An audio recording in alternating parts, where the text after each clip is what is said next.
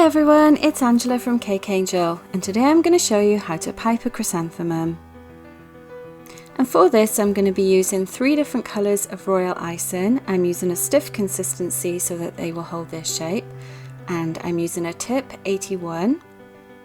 I'm going to pipe a little bit of my icing onto my flower nail so I can attach my parchment square. Give it a good press on the counter.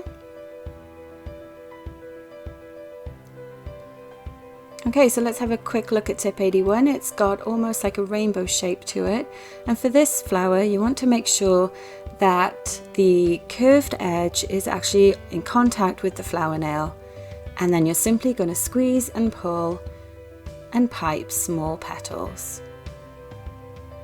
So you'll see that I'm doing this around an imaginary circle.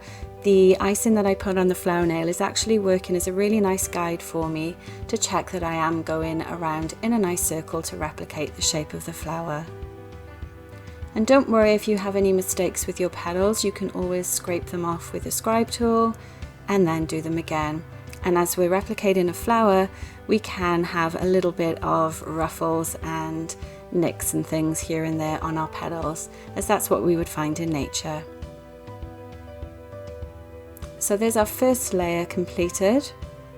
Now I'm going to add my second layer, and I'm going to slightly change the angle of my bag so that my piping tip is at more of a sort of 30-degree angle, and that's just to have the petals standing up a little bit. When you look at a chrysanthemum, all the petals are separated and it almost forms like a ball shape.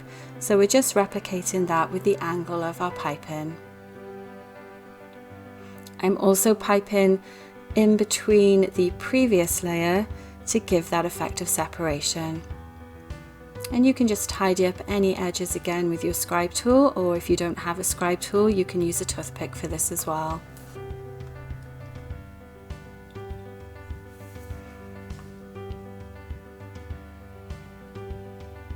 Okay, let's do our third layer. Same principle again, you want to make sure that you're offset from the previous layer. And squeeze and pull. My angle's a little bit more adjusted this time to 45 degrees. You'll also notice I'm turning the flower nail instead of actually turning my wrist, and this just makes it a little bit easier on your hand, especially when you're piping lots and lots of petals.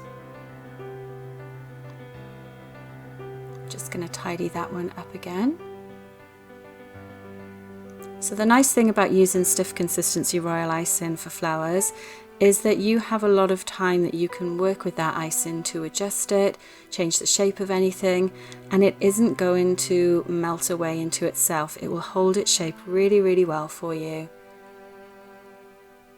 So I'm adding another layer of petals. Okay, so let's take a look at the sides. You can see all the separation in the layers and the definition in the petals as well. So now we're going to add the center. Now traditionally mums will have a different color center to the petals. So I'm using a slightly darker pink here, just filling in the middle, and then I'm going to go around and add little peaks to it, and that's to replicate the pollen.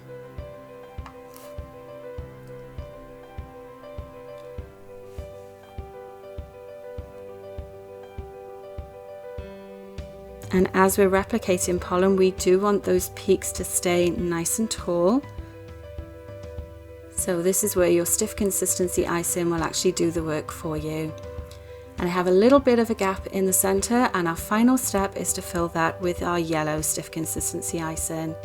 Same principle, we're just going to add a little bit of icing in the middle, and then add our small peaks of yellow icing for the final pollen.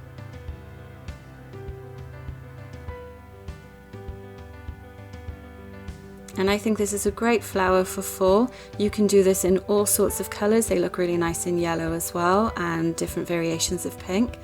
And then you can see a close-up of it. And look how lovely all those petals look. So this will take a while to dry because there is a lot of layers of icing on there. And once it's done, you can remove it from the parchment square and attach it to your cake or cookies with some icing. I hope that's been helpful. Thanks for watching.